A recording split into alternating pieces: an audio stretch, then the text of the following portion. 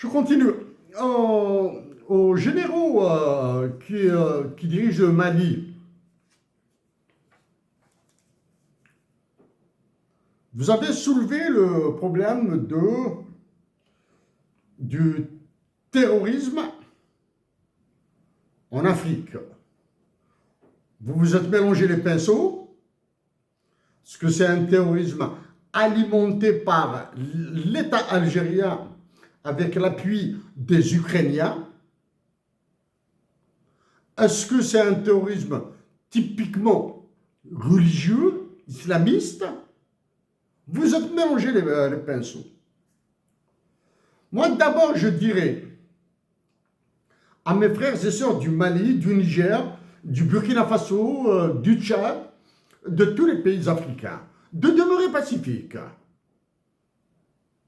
de résister dans la dignité, mais d'exiger avec intelligence la démocratie.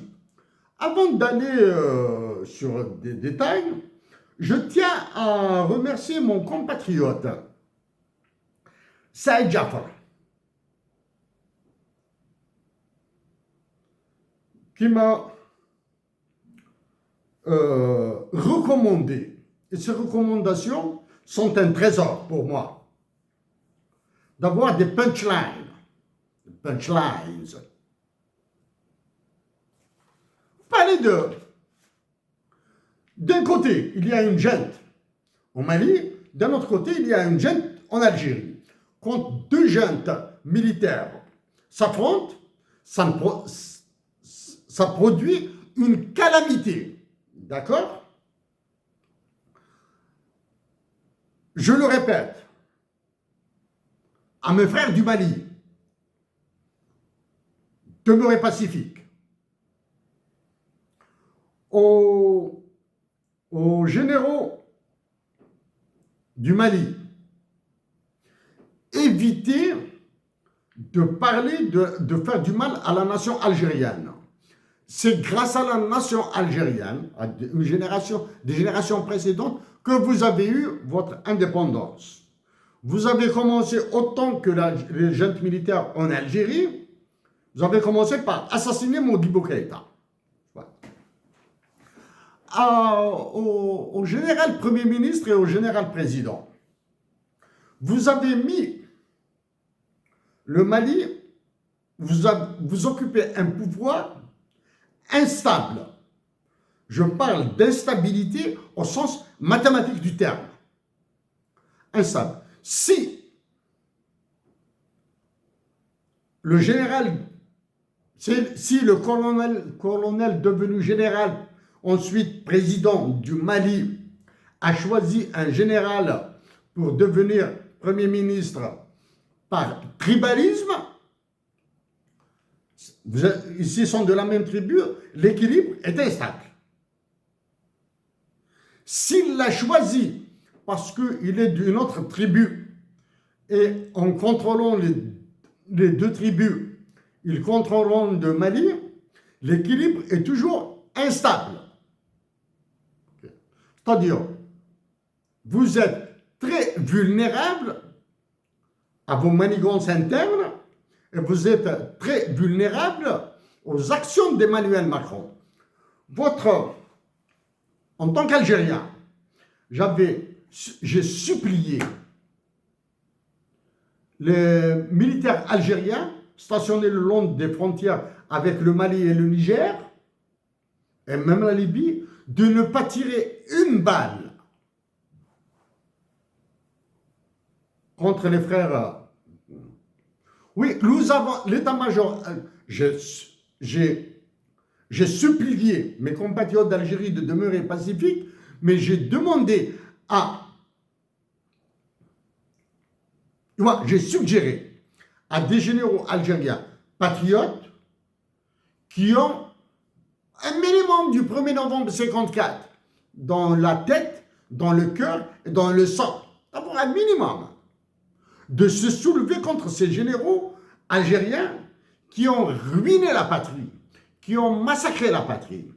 D'accord? Donc, il vous est impossible de me reprocher un parti pris. Ça. Je suis le premier à avoir attaqué l'accord d'Alger de 2005 signé en 2015. C'est moi qui l'ai démoli. C'est moi qui ai démoli la présence des forces françaises au Mali et au Burkina.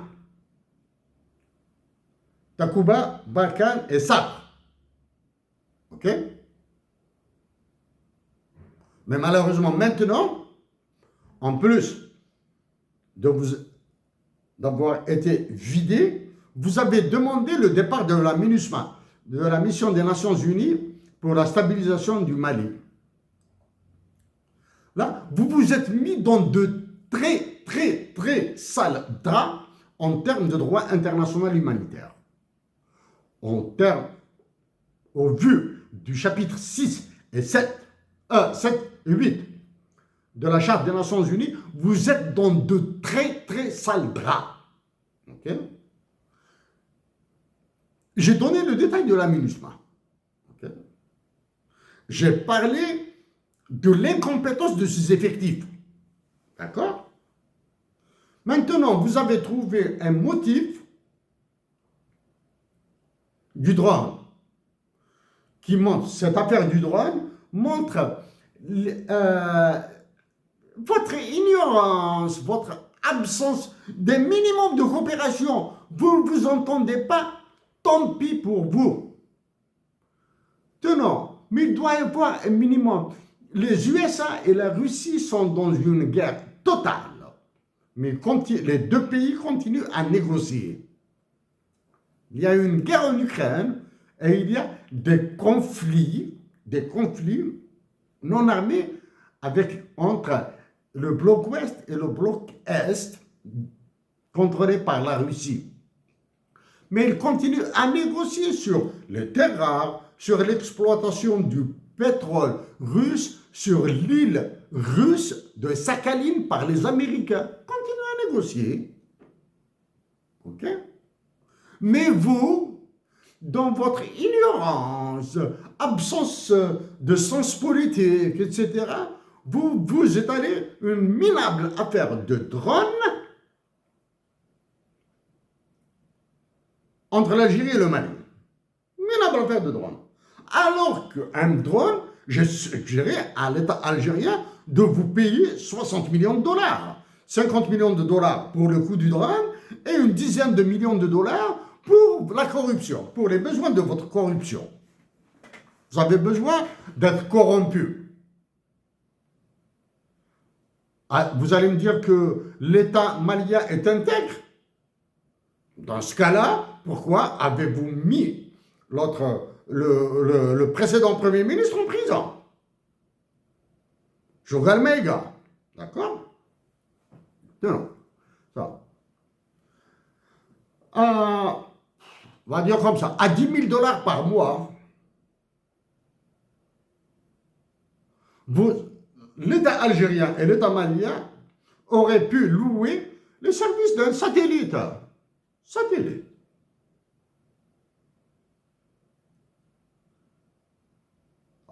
À 12 000 dollars par mois. 12 000 dollars, pas 120 000 dollars ou 1 million de dollars. À 12 000 dollars par mois. L'État algérien et l'État malien auraient pu louer des satellites pour surveiller toute la frontière. Tant pis pour les ententes politiques et économiques, vous êtes très loin. Mais au moins, pour éviter le bombardement, le massacre de populations civiles par des voyous armés, et essentiellement armés par la France. Vous avez le gars, le mec de l'Azawad qui trimballe sur les plateaux de télévision française. Pour 120 000 dollars par année, vous contrôlerez la frontière. 120 000 dollars par année, 10 ans, ça va faire 1,2 million de dollars. 10 ans. Pour 5 ans, ça va faire 6 millions de dollars. C'est le dixième, presque le dixième du prix d'un drone que vous achetez auprès de la Turquie. Ok? Au Premier ministre du Burkina et à tous les autres là, hein, je vous ajoute, vous avez parlé de la réforme du Conseil de sécurité de l'ONU. J'introduis quelques éléments sur l'Organisation des Nations Unies. En tant qu'élève, j'ai travaillé sur la réforme du Conseil de sécurité de l'ONU. Je vous donne quelques détails. En tant qu'élève, je devais faire... Il y a un petit détail avec un Canadien que je mets de côté. Mon professeur était un franco-américain à l'Université de Montréal. C'est ce qu'on appelle des travaux de session. Une liste de tableaux, une liste de sujets à traiter sur le tableau. Des étudiants choisissent librement le sujet qui les intéresse et ont horreur de lever la main. Et la timidité, bon ben, je suis resté en dernier. Restait un seul sujet. Réforme du Conseil de sécurité de l'ONU. Pas. Qui n'a pas de sujet. Et j'étais obligé de lever ma main. Ah, j'ai pas de sujet. Il y avait un autre Canadien avec, dans le cours. Il a levé sa main. Donc, vous deux, vous allez traiter ce sujet. On me dit, monsieur, il est... du moins, c'est le Canadien qui avait dit qu'il était... c'est un sujet très complexe. Bref. Alors qu'avant, on a eu 2 cours présentés par des fonctionnaires de l'ONU sur la paix et sécurité, sur le fonctionnement de l'ONU, sur ce qui se passait au Congo, la MONUC, etc. Sur la justice transitionnelle. C'est très important parce que c'est la justice transitionnelle. Je vais en parler avec le cas Algérie-Maroc, là. Hein. Donc, le sujet est très complexe. Personnellement, motus et bouche cousue. Donc, oh, tant pis, c'est un sujet, je le traite. On devait le traiter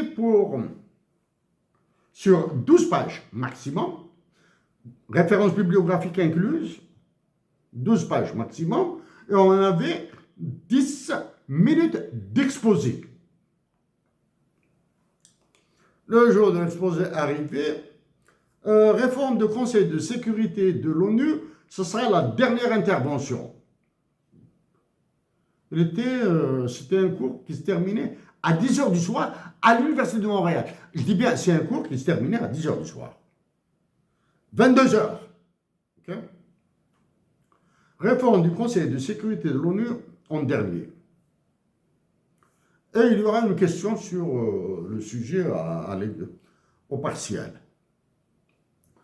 Étant donné que c'était un sujet extrêmement complexe, étant donné que personne ne l'avait choisi, étant donné que nous n'avions pas réagi, nous avons accepté, le professeur a été très gentil.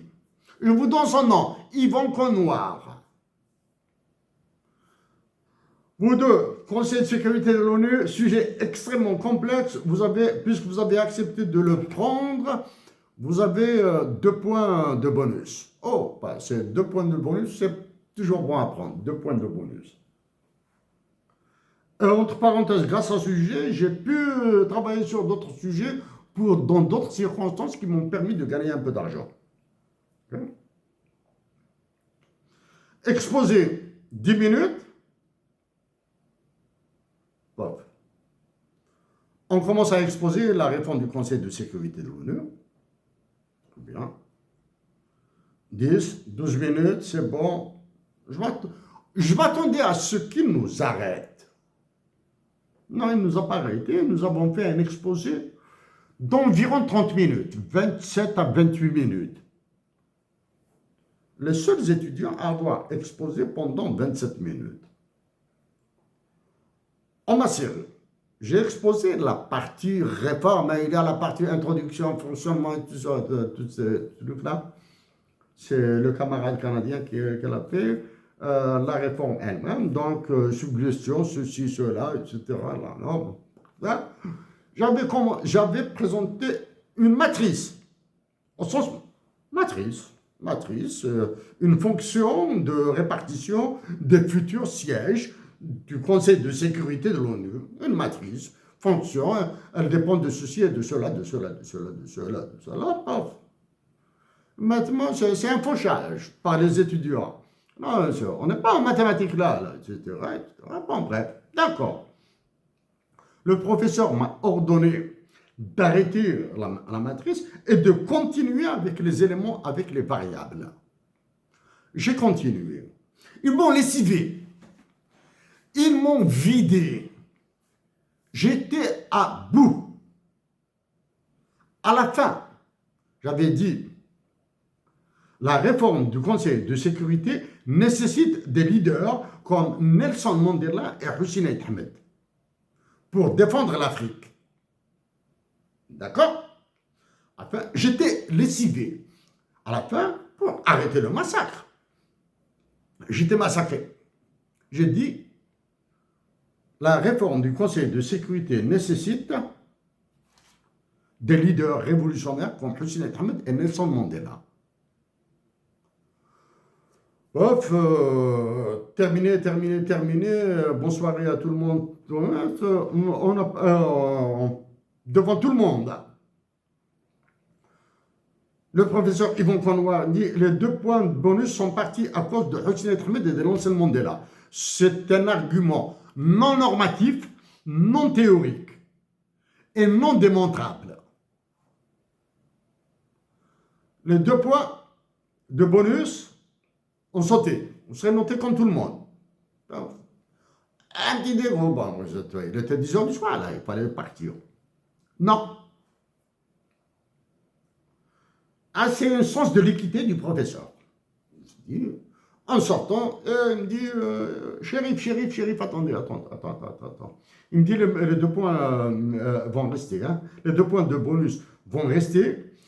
À titre personnel, je suis d'accord avec toi pour Hussein Ahmed et Nelson Mandela parce qu'ils connaissaient les 2 révolutionnaires.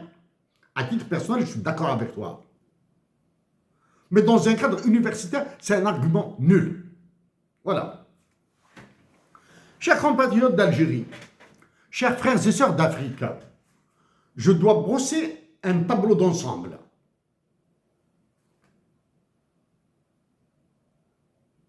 Après avoir cité Akli Ouran, là je vais passer à des détails. Savez-vous,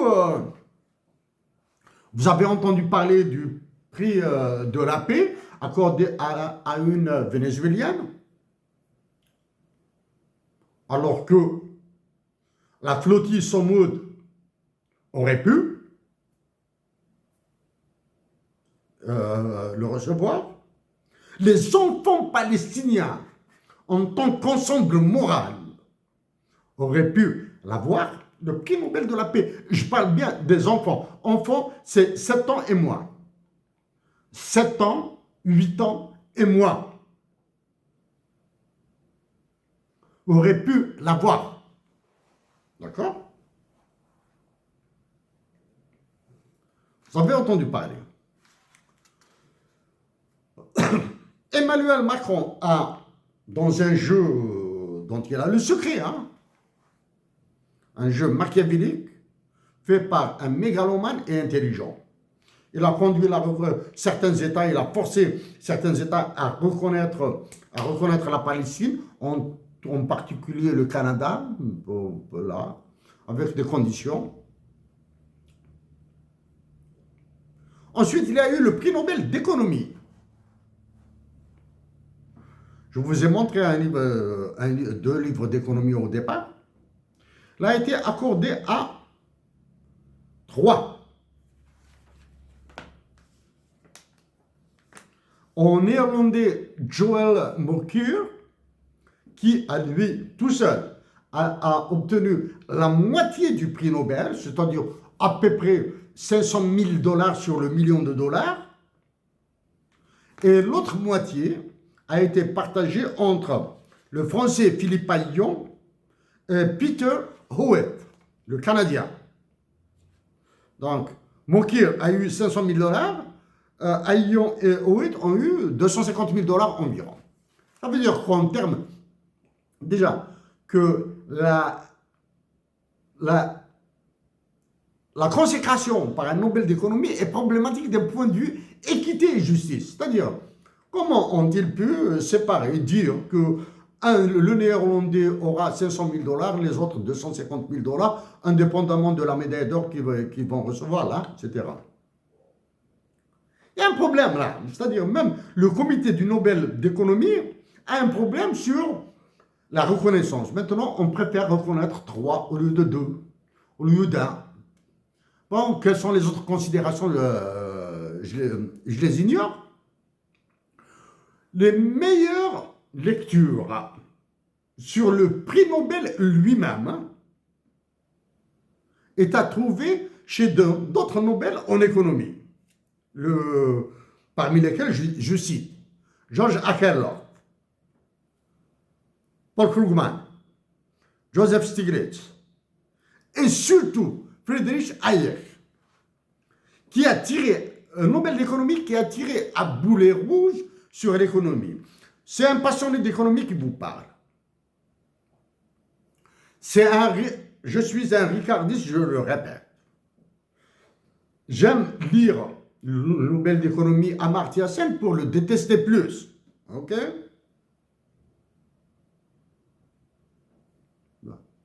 Pour que je m'énerve avec le sourire, il suffit que je lise qu'un économiste est un pro Adam Smith et j'ai bon, je souris, même si je dois continuer à lire. Bref.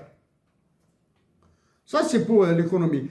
Pourquoi Philippe Aghion, Emmanuel Macron, il est venu dans les bagages d'Emmanuel Macron en 2017 en Algérie. Hein.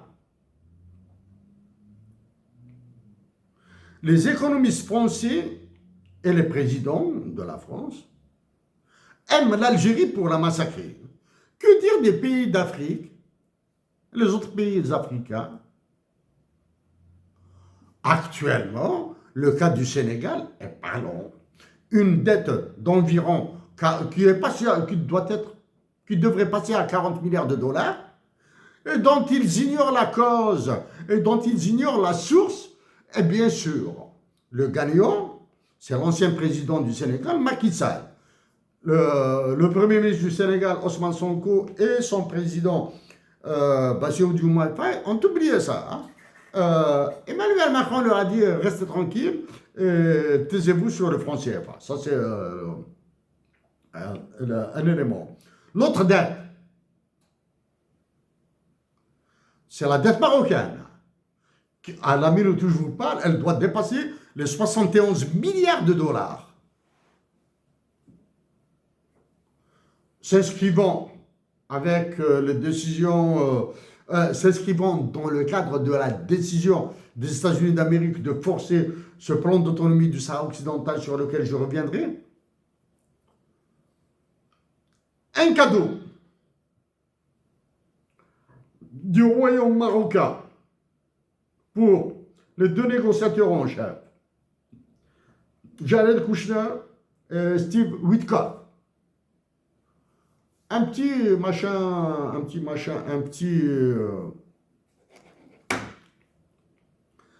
petite villa, comment ils appellent déjà les villas marocaines là, deux petites villas au Maroc qu'ils exploiteront après, une fois partis en retraite, ou bien une fois le président des États-Unis d'Amérique, et ça va régler le problème du Sahara occidental. Okay?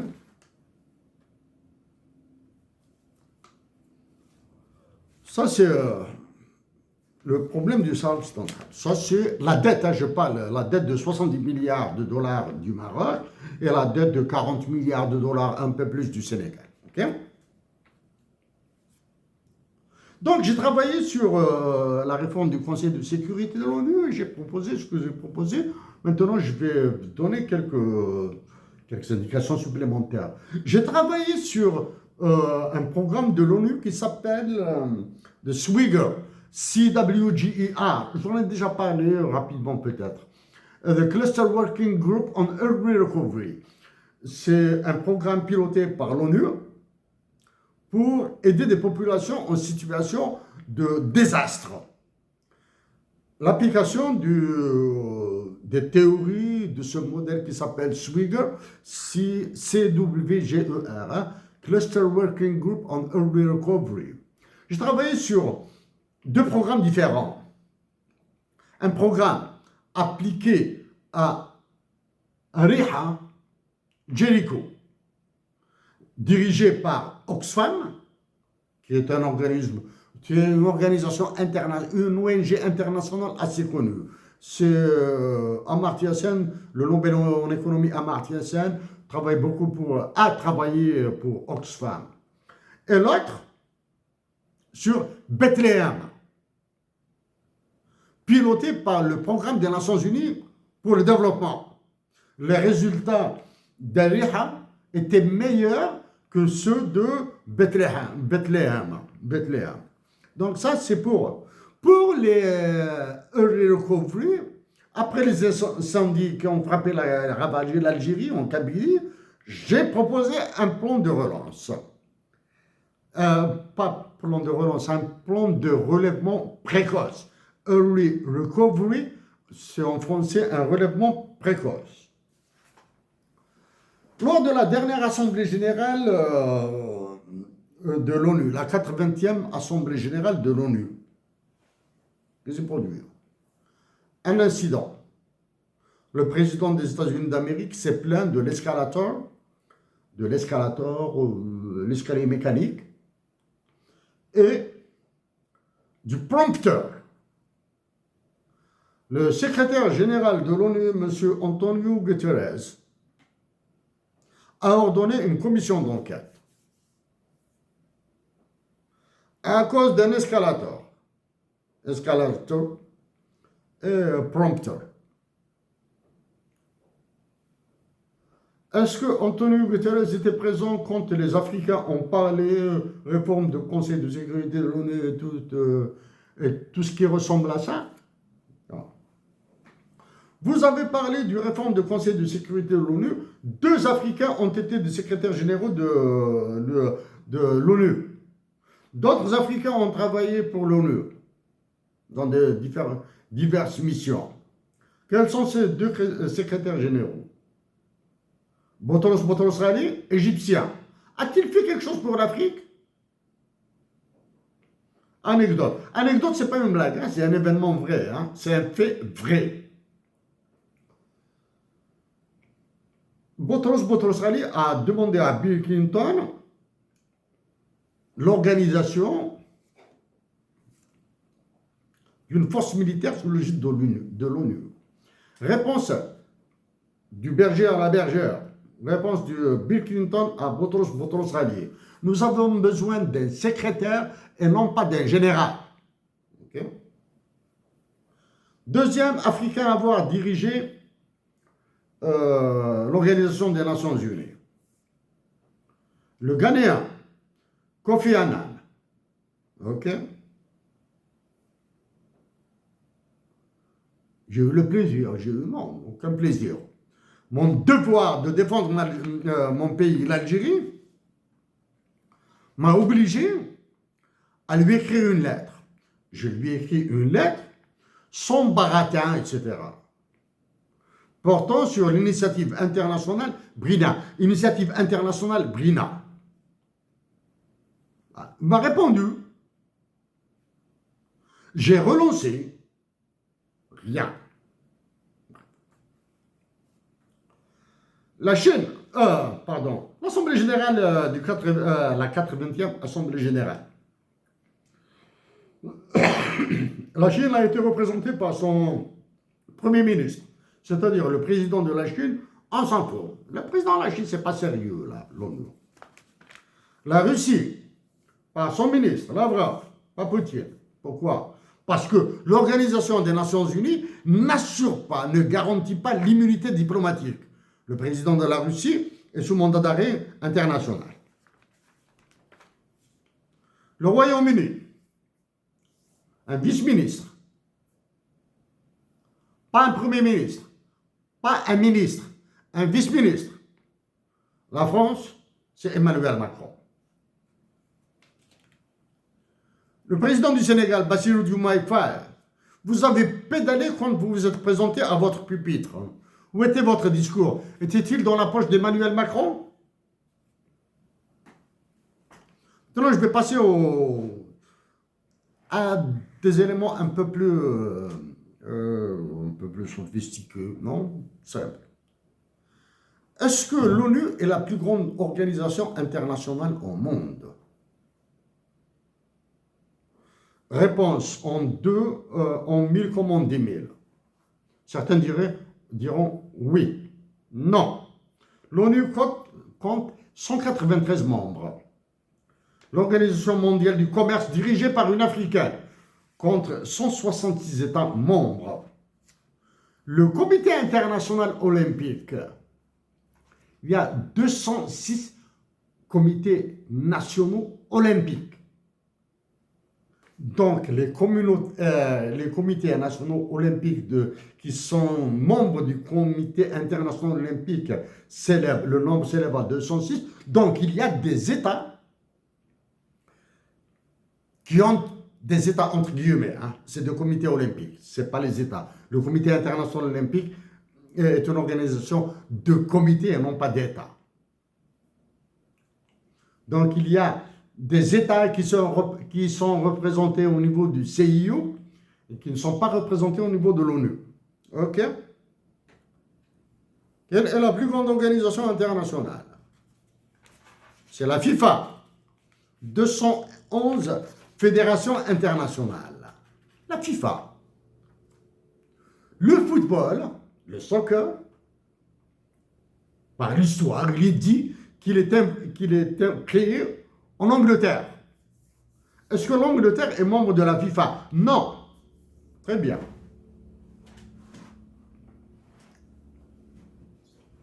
La Palestine a été reconnue par une multitude d'États. Est-ce qu'elle est membre de l'Organisation des Nations Unies? Non. Observateur. Comme le Vatican. Et ce, malgré les accords de Camp David en 1978, les accords d'Oslo, les accords d'Abraham et la dernière reconnaissance par une série d'États, les dernières reconnaissances par une série d'États, pour que ça passe en Assemblée générale des Nations Unies pour attester que la Palestine est membre de plein droit. Non. Quelles sont les autres attributions de l'ONU? Les missions de paix. OK? Il y a la MINURSO, la mission des Nations Unies pour le référendum au Sahara occidental. Ce 31 octobre, c'est-à-dire dans 3-4 jours, là, nous verrons si elle est reconduite ou pas. Ou bien, ils vont prendre le texte envoyé par la présidence des États-Unis d'Amérique à l'ONU et le transformer en résolution. Parce qu'une telle résolution devient une résolution de forme, alors qu'il y a une résolution de forme, de fond.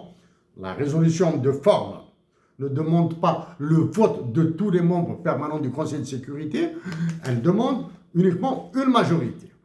Les résolutions de fond demandent l'unanimité des 5 membres permanents du Conseil de sécurité et le reste.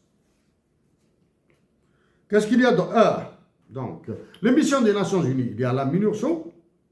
Actuellement, il y a la MINUC au Kosovo. Okay. Il y a la FINUL, la force d'interposition des Nations Unies au Liban. Est-ce qu'il y aura une force d'interposition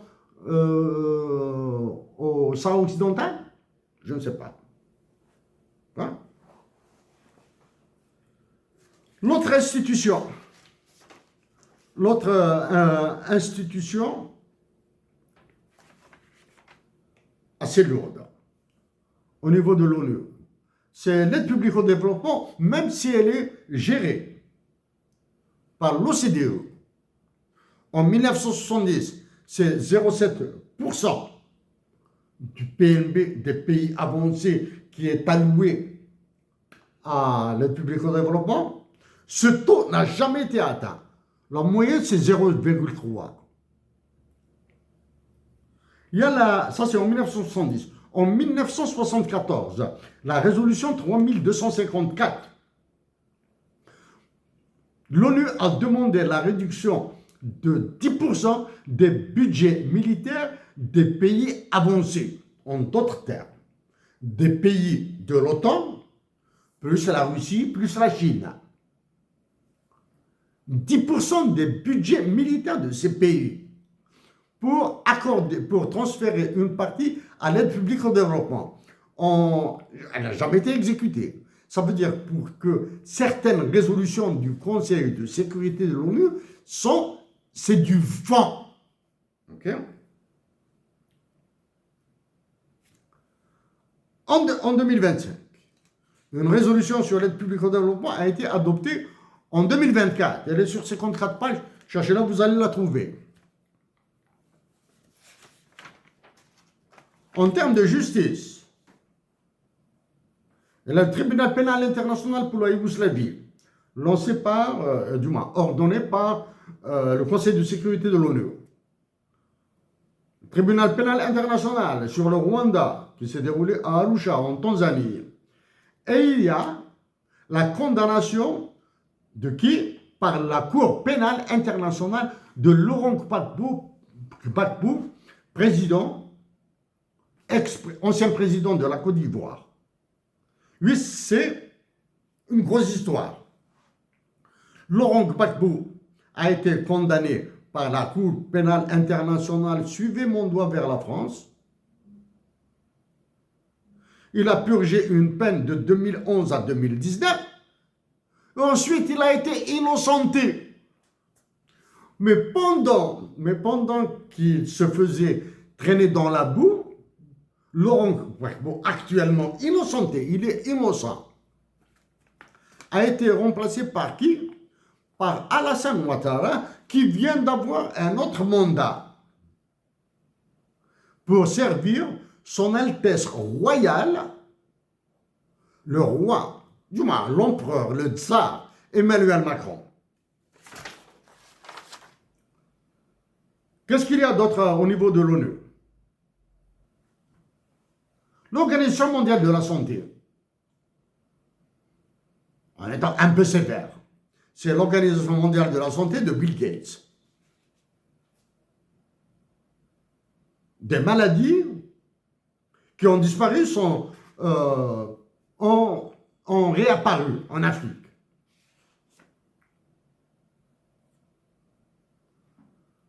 L'autre élément clé, la division population des Nations Unies. La division population des Nations Unies. Ça s'appelle division. Hein. Intouchable. Propriété privée et exclusive des Américains. La démographie mondiale. Qu'est-ce qu'il y a d'autre? Il y a la CNUSED, il y a le PNUD. La CNUSED, c'est le commerce et le développement. Il y a le programme des Nations Unies pour le développement. Il y a une pléthore d'organisations. Il suffit que le président des États-Unis d'Amérique, Donald Trump, qui fait ce qu'il dit, hein, le président des États-Unis d'Amérique, Donald Trump, est l'unique président à avoir été élu par et le vote populaire et le vote des grands électeurs. Il est ce que vous voulez, hein. Maintenant, pour tirer à boulet rouge sur Donald Trump, commence à pédaler. Il faudra penser à Lyndon B. Johnson. OK? Et Harry Truman.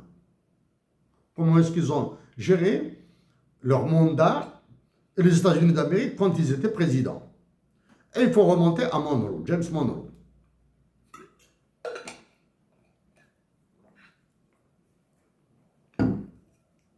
Donc il suffit que le président des États-Unis d'Amérique ordonne la suppression de certaines divisions, de certains programmes aux Nations Unies pour que Antonio Guterres s'exécute illico presto. Hein? Il va s'exécuter illico presto. C'est le budget. Aux États-Unis d'Amérique, quand Elon Musk a été un proche de Trump, il a supprimé le ministère de l'Éducation fédérale. Hein? Il a licencié à tour de bras des fonctionnaires fédéraux parce qu'ils ne travaillaient pas. Ah!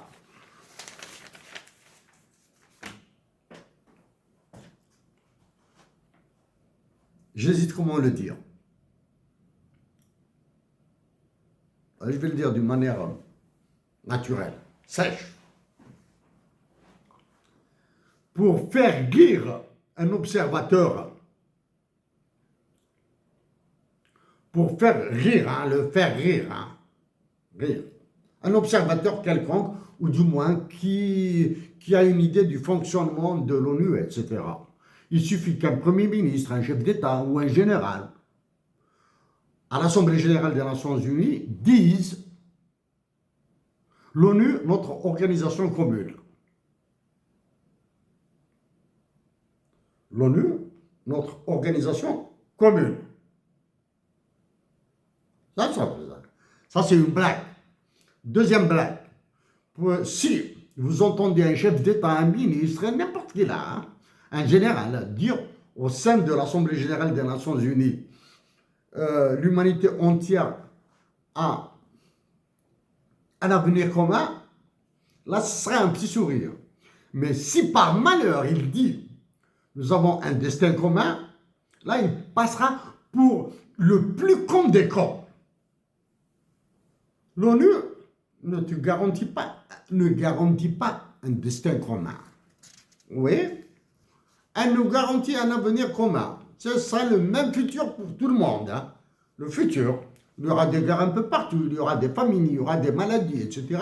Et il y a des peuples qui seront heureux. Ils ne vont pas réduire le bonheur des Norvégiens, des Finlandais, des Suédois pour le plaisir des Africains ou des Asiatiques. Du groupe, collectivement, c'est notre avenir. Ah, mais le destin d'un Suédois, d'un Américain n'est pas branché au destin d'un Algérien, d'un Marocain, d'un Tchadien, d'un Sénégalais ou d'un Béninois. Maintenant, en termes de droit, l'article 53 de la Charte des Nations Unies dit « Le Conseil de sécurité utilise, s'il y a lieu, les accords ou organismes régionaux pour l'application des mesures coercitives prises sous son autorité. » C'est-à-dire il n'y a pas que les textes qui viennent de l'ONU qui sont exécutoires. Ok? Ça, c'est l'article 53.1.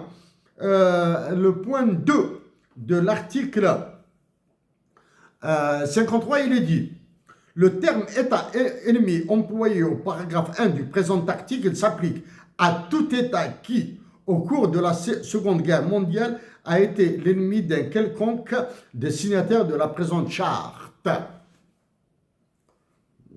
Ça, c'est l'article 1. Le point 2 de l'article 53, le terme État ennemi. Qui désigne-t-il? L'État ennemi désigne l'Allemagne et l'Italie. Le Japon a évité de peu ce qualificatif d'État ennemi parce qu'il n'était pas dans l'axe. Le Japon a attaqué les États-Unis d'Amérique à Pearl Harbor et les Américains lui ont rendu la monnaie de la pièce par 2 bombes atomiques. Mais par contre, l'Italie et l'Allemagne étaient des États fascistes en guerre. Et Mussolini et Mussolini et Hitler étaient des alliés. Franco, un peu moins. Mais maintenant, ça c'est l'État. Donc, est-ce que l'Allemagne de l'Ouest, après réunification, l'Allemagne, risque de devenir membre permanent du Conseil de sécurité? Est-ce qu'elle a sa place? Est-ce qu'elle mérite? Oui, peut-être. Pour certains, non pour d'autres. Mais d'après ça, jamais. Et pourtant, la dernière Assemblée générale a été présidée par une Allemande. L'article 103. En cas de conflit entre les obligations des membres des Nations Unies en vertu de la présente charte et leurs obligations en vertu de tout accord international, les premières prévaudront. Donc, ce sont les recommandations de la charte des Nations Unies. Les résolutions du Conseil de sécurité qui vont s'appliquer, qui ont primauté sur les accords internationaux. Et pourtant, qu'est-ce que se passe-t-il actuellement aux États-Unis d'Amérique? Après l'innocence de Gbagbo, condamné par la CPI, la Cour pénale internationale, certains ont dit qu'ils vont quitter la CPI, etc.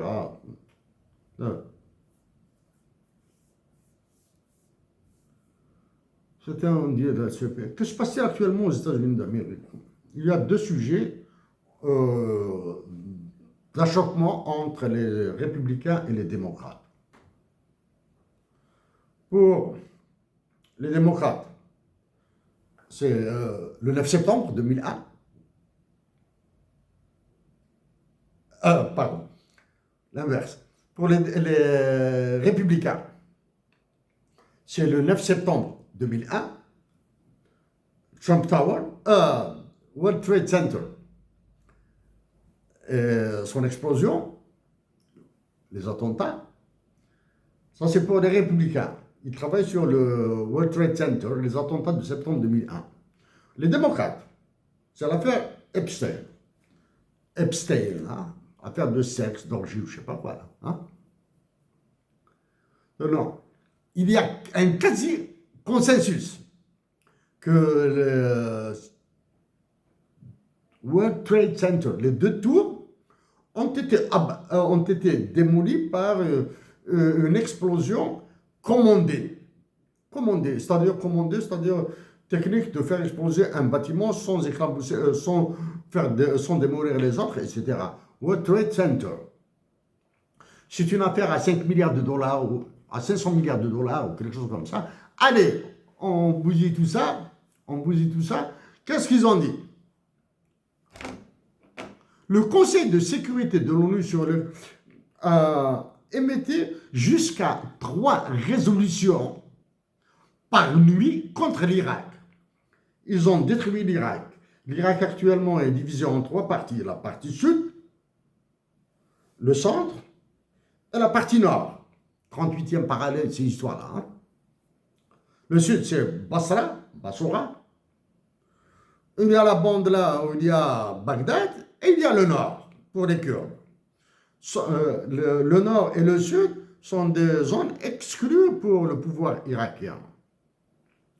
Donc, à cause des résolutions votées par le Conseil de sécurité de l'ONU qui a permis une coalition internationale pour démolir l'Irak, organiser le procès de Saddam Hussein et l'exécuter, suivez mon doigt vers la Libye, etc.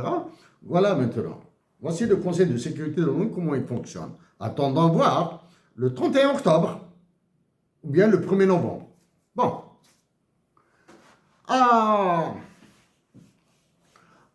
Ces Africains qui dirigent l'Afrique, hein, qui affament les Africains, qui détruisent l'Afrique, je vous invite à rejeter un coup d'œil sur toutes mes interventions pour parler des autres protocoles, etc., sur les ressources naturelles, etc. Pour parler, pour éviter le baratin, le baratin, partir à New York, nous sommes des humains, partir à New York et revenir à Bamako, à Niamey, à N'Djamena, je sais pas, Bangui, etc., à dire à ses proches, dire à sa femme, J'étais à New York c'est beau, etc., etc. J'ai bien mangé, j'ai bien dormi, etc. Bon, hein. J'ai visité ceci et cela. J'étais à New York. J'étais au siège des Nations Unies. On m'a chassé. Gentiment, on m'a demandé, monsieur, le PNUD, c'est en face. L'immeuble du programme des Nations Unies pour le développement, c'est en face, légèrement décalé. Merci, merci, thank you, thank you. Donc, je suis parti au PNUD. J'ai fait ce que j'avais à faire au PNUD. J'ai déposé un dossier d'étude de l'indice de développement humain de l'Algérie pour dire qu'il était complètement faux. Bon. J'ai déposé ça. J'ai marché à pied. Ça, la maison de Donald Trump est juste à côté du PNUD. C'est-à-dire, c'est à pied, c'est maximum 15 minutes à pied du siège des Nations Unies à la Trump Tower, la maison de Donald Trump. C'est une tour, pas vraiment grosse. Trump Tower. J'ai été plus loin, c'est un peu plus loin, une vingtaine de minutes probablement à pied, une vingtaine de minutes à pied. J'ai visité l'appartement qui a été loué par Hussein Ahmed pour les besoins de la révolution algérienne à New York. L'appartement loué par Hussein Ahmed pour les besoins de la révolution algérienne à New York. On va dire maximum à 30 minutes de marche à pied du siège des Nations Unies à cet appartement. Je suis rentré, j'ai laissé un mot au propriétaire. Bon, ben, le propriétaire, il s'en fout, là. Si les différents décideurs algériens, là, depuis 1962, ont acheté l'appartement qui a servi de bureau pour le FLN, s'ils avaient acheté l'immeuble, c'est un petit immeuble de logement d'habitation. Actuellement, c'est des cabinets médicaux. Ce que j'ai vu 2 ou 3 cabinets médicaux là-bas. S'ils l'avaient acheté en 62, vraiment, tous les cocos algériens qui vont à New York dans le cadre de missions de l'État, etc., habiteront dans ces appartements au lieu de payer 1000 $ par nuit, du moins 1000 $ la nuitée. Ok? En 62, l'état de l'immeuble, je vais dire comme ça, hein, j'exagère, il va coûter 1 million $. Ça, c'est en 62, hein? 1 million $, parce qu'il n'est pas vraiment fameux. Hein? En 2027, 100 millions $, 1 milliard de dollars à l'intérieur de New York, à 25-30 minutes à pied du siège des Nations Unies. Ok. Les Africains, vous voulez réformer le Conseil de sécurité de l'ONU, pourquoi vous ne réformez pas d'abord l'Assemblée générale de l'Union africaine?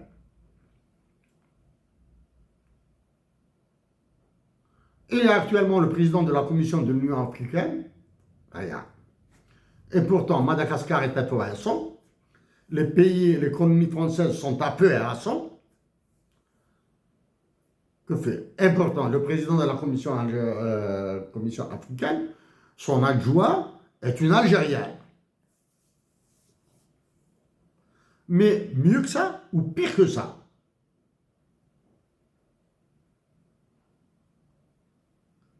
qui connaît le président de l'Assemblée générale de l'Union africaine? Quel est ce chef d'État qui dirige l'Assemblée générale de l'Union africaine? Personnellement, je ne le connais pas. Personnellement, je l'ai cherché. Rien. Vous voulez réformer le Conseil de sécurité de l'ONU sur quels critères? La démocratie? Il n'y a aucun pays démocratique en Afrique. Respect des droits de l'homme? Aucun pays en Afrique, aucun État plutôt, en Afrique ne respecte les droits de l'homme. Le dernier cas de figure, c'est le président de la Tunisie qui a réprimé les Tunisiens qui ont demandé l'arrêt d'une usine qui les tue. Au lieu de fermer l'usine qui tue les Tunisiens, ils tuent les Tunisiens parce qu'ils ont demandé la fermeture de l'usine qui les tue. Quel est cet État, État africain qui respecte les droits de l'homme? Ok? Quel est cet État africain qui a des institutions légalistes? Ok? Puisque la corruption est un sujet phare de l'ONU et de ses organisations satellites. Quel est cet État africain non corrompu? Okay? Quel est cet État africain non mêlé à des histoires de trafic de drogue? S'il y a un, s'il y en a 10, tant mieux. S'il y a un ou 10, les 10 doivent aller au Conseil de sécurité de l'ONU pour devenir des membres permanents. On va voir maintenant la question de la permanence. D'accord?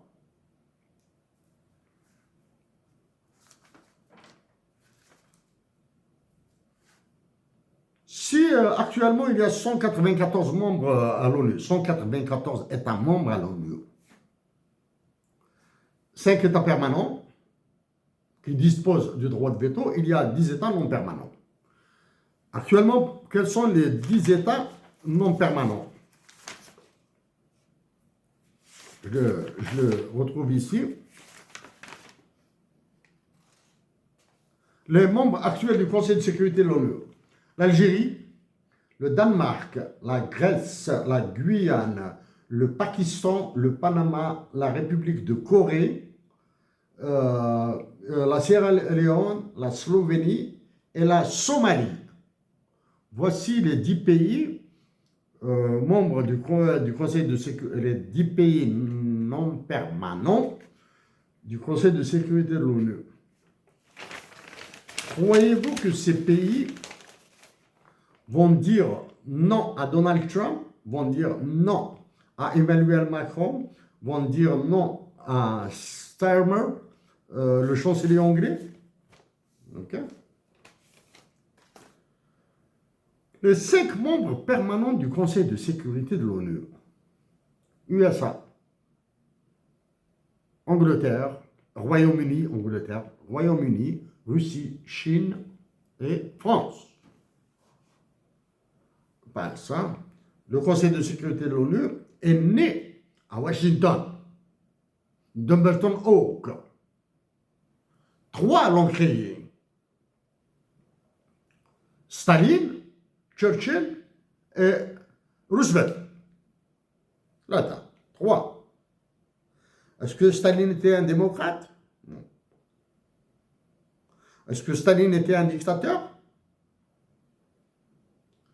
Donc la création de l'ONU est la création de leaders, de chefs qui tapent sur la table. Okay? La Chine, c'est la Chine qui était à Taïwan en rébellion, qui a été envoyée vers la Chine continentale. C'est elle qui était la Chine qui a fait la guerre au Japon, hein, qui est devenue membre permanent du Conseil de sécurité de l'ONU. Ok?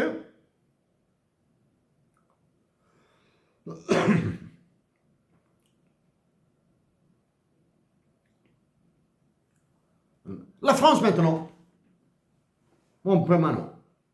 La France n'a jamais été une puissance, jusqu'à maintenant même.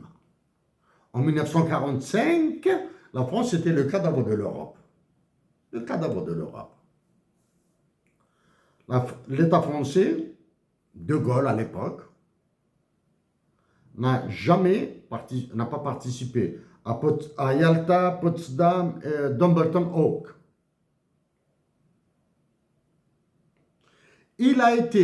En 1945, il a été repêché par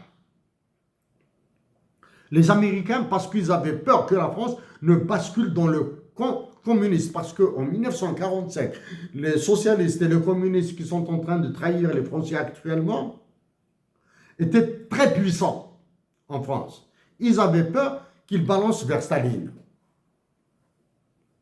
Voilà. On te repêche. En repêchant la France de l'époque de De Gaulle, qui avait refusé de rencontrer Eisenhower au large d'Alger, hein, à cause de ça. Ils ont repêché la France. Donc, au Conseil de sécurité de l'ONU maintenant, il y a 3 pays occidentaux, les États-Unis, la France et l'Angleterre, et 2 pays de l'Est, la Chine et la Russie. Donc, le vote balancera toujours en faveur des Occidentaux. Tenant de manière plus efficace. Réformer le Conseil de sécurité de l'ONU pour porter, on va, hypothèse, le nombre d'États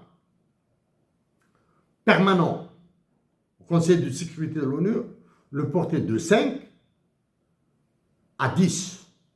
Est-ce que 5 sièges supplémentaires suffisent pour représenter l'Afrique, l'Europe, l'Asie, l'Océanie et l'Amérique? Est-ce que 5 sièges supplémentaires, on va dire 10 sièges, le nombre d'États permanents du Conseil de sécurité, on va dire 10 sièges. On ajoute un État à l'Asie, un État à l'Amérique, le Canada par exemple. Ce que les États-Unis d'Amérique veulent, du moins Donald Trump veut annexer le Canada. Maintenant, est-ce qu'il acceptera que le Canada soit un membre permanent du Conseil de sécurité? Il faut lui demander à Donald Trump. Donc, un pays américain, un pays de l'Asie, le Japon deviendra dingue parce qu'ils ne s'entendent pas avec la Chine jusqu'à maintenant. La Corée du Sud, ou bien forcer la réunification des 2 Corées pour faire de la Corée réunifiée. Est-ce que la Nouvelle-Zélande, qui sont perdus là-bas, là, et l'Australie deviendront membres du Conseil de sécurité de l'ONU? En Afrique, je rappelle, Kadhafi a corrompu, Kadhafi a payé, il a payé qui? J'ignore les noms. Pour faire taire le Nigeria. Il y avait une entente entre l'Afrique du Sud, c'était sûr, parce qu'à l'époque, il y avait Mandela, pour devenir membre permanent du Conseil de sécurité de l'ONU pour l'Afrique. Et il y avait la guerre entre l'Algérie et l'Égypte. Le Nigeria, bon, Kadhafi a payé, mais qui a payé pour cette terre, j'ignore. Est-ce que mon pays, l'Algérie, dans l'état de déliquescence, dans lequel, malgré l'état de déliquescence dans lequel il se trouve, est-ce qu'il mérite d'être en Afrique au Conseil, membre permanent du Conseil de sécurité de l'ONU? En tant qu'État, oui. En tant qu'État, oui. La Chine était misérable en 1945 et elle était membre permanent du Conseil de sécurité de l'ONU avec le droit de veto. Oui. En base. Pour l'Europe maintenant, faudra-t-il exclure la France pour la remplacer par l'Allemagne et l'Italie?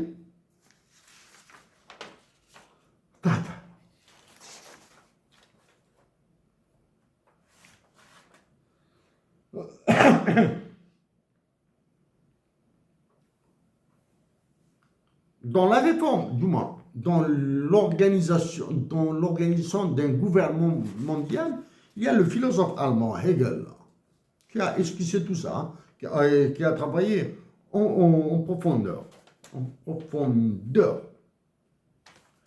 Mais maintenant, ça c'est un élément sur lequel je reviendrai après. C'est Algérie-Mali, c'est certain que je reviendrai, parce qu'avec les généraux idiots, ils peuvent nous faire une catastrophe au niveau du Sud. Eh bien, cette affaire de Donald Trump, des États-Unis d'Amérique pour le Sahara occidental, etc., Algérie, Maroc, etc. Aux généraux algériens, à l'État algérien, aux Marocains, vous allez revenir tous vers au moins une partie des solutions que j'ai proposées. Au moins une partie. Parce que j'en ai proposé 3 ou 4. En partie. Dès à présent, l'État algérien doit foutre en l'air tous ses représentants à l'ONU, doit foutre en l'air le ministre des Affaires étrangères. Ce n'est pas avec ces bombes qui ont animé la catastrophe. La catastrophe, c'est les généraux et c'est lui qui se prend pour le président, qui vont renégocier avec les États-Unis d'Amérique. Dès à présent, la question, je suis très très satisfait par l'ordre de Donald Trump. Hein. Ça va bouger là. Dès à présent, la question du rapatriement des Sahraouis doit être mise sur la table. Parlons sur ça. Il y a ce qu'on appelle dans les manuels, dans les procédures du Conseil de sécurité de l'ONU, il y a ce qu'on appelle the peacekeeping. The peacekeeping, peacebuilding. Préparer la paix avec des négociations, des accords internationaux, construire la paix. Ça, il y a des phénomènes de justice qui doivent être instaurés, etc. Et peacekeeping, le maintien de la paix, c'est-à-dire installer des administrations capables de porter le peace building. Donc, ça c'est il y a de peacemaking, de peacekeeping et de peace building. Ça c'est du long terme. Après ça, dans ces opérations, il y a ce qu'on appelle les DDR. DDR, c'est demobilisation, demilitarization and reintegration, rehabilitation, reinsertion, etc. Le R, là, vous pouvez mettre autant de R que vous voulez. Maintenant, les militaires sahraouis, là, ils doivent redéposer leurs armes sous les ordres de Trump, hein, si cette opération est maintenue. Et comme par, je ne sais pas, surprise, il y a un ministre des Affaires étrangères du Sahara occidental à Genève. Il sort, je ne sais pas moi, il tombe là comme ça du ciel, là. Donc il y a ces histoires de désarmement des militaires sahraouis dans le cadre des ordres que donnera Trump. L'Algérie doit demander à l'ONU de financer le rapatriement des Sahraouis chez eux, ou en Maroc, ou en Mauritanie, ou en Espagne. Ok? L'Algérie prendra sa part et l'Algérie mettra sur la table. Messieurs, où les réfugiés sahraouis réintégreront leur pays d'origine, et l'Algérie fera l'effort humanitaire de garder les enfants et leurs familles. Ils ont des tentes, j'ignore tout de leurs habitations, j'ignore tout de leurs membres, mais ceux qui veulent rester en Algérie doivent être dispatchés à travers tout le territoire national. Sinon, ils vont nous faire des ghettos. Sinon, dans moins de 2 ans, ils nous feront des émeutes. Chers compatriotes d'Algérie, chers compatriotes africains, pour terminer, je dois présenter ça.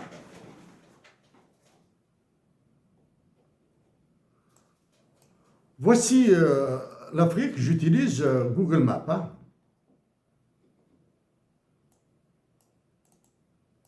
Google Maps, c'est mieux à voir. Le dernière catastrophe, elle est là. Madagascar. Emmanuel Macron est parti comme un éclair au Madagascar. Il dit pas d'ingérence étrangère. Lui, oui. La Réunion est en ébullition. Mayotte avec les Maoris. Tout ça, ce sont des territoires français et nous pas. Les Africains, ils ont une Assemblée générale de l'Union africaine, ils ont un tribunal, ils ont des droits de l'homme, ils ont Mayotte. L'Afrique du Sud, elle chute. Elle va vers une catastrophe. J'ai parlé de l'aide publique au développement qui est devenue quasi nulle. La famine, l'Afrique du Sud. Le Zimbabwe, c'est un pays en voie de disparition.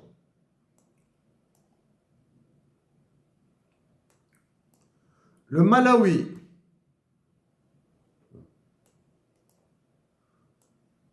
la République démocratique. Ah, désolé là. Ça prendra 2 secondes.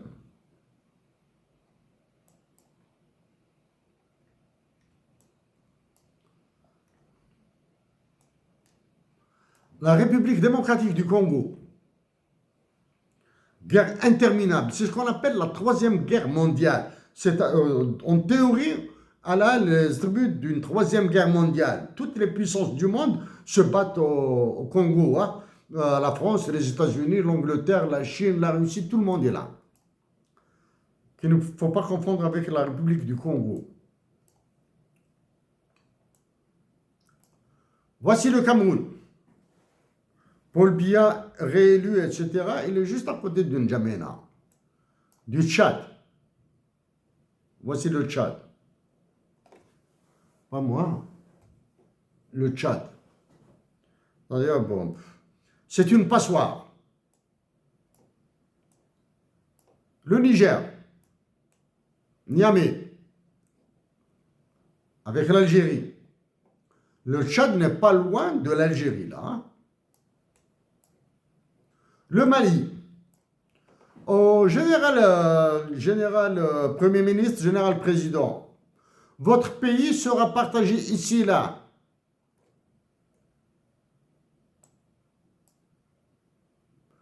Il sera au niveau de l'Éré, là, hein, Nafunke, hein.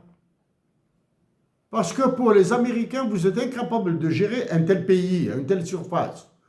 Et en faisant ça, ils vont nous créer un Kosovo dans le sud de l'Algérie, là.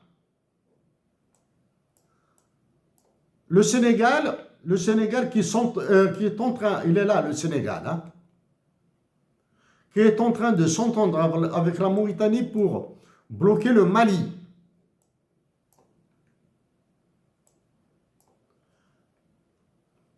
Et le Sahara occidental est là.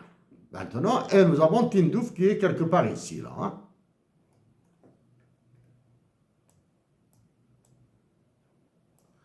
Tout ce qui est jaune là, tout ça,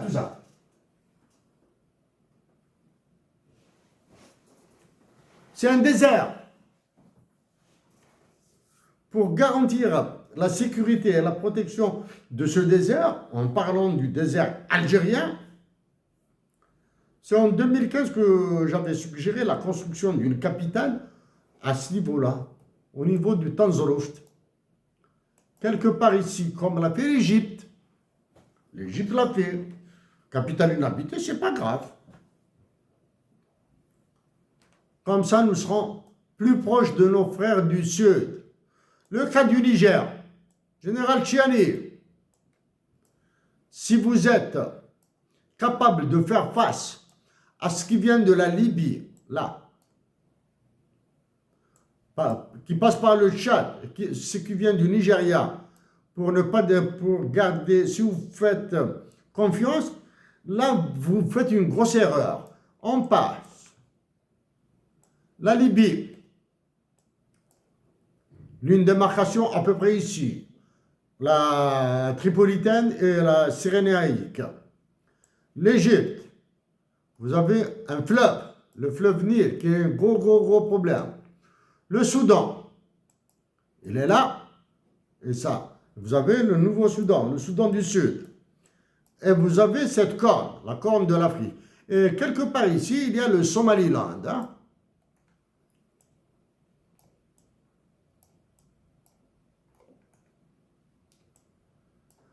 Djibouti, l'Érythrée, donc vers le Yémen et l'Arabie Saoudite, tout est proche. Donc voici, la République centrafricaine, je n'ai que de la pitié pour eux, pour votre pays.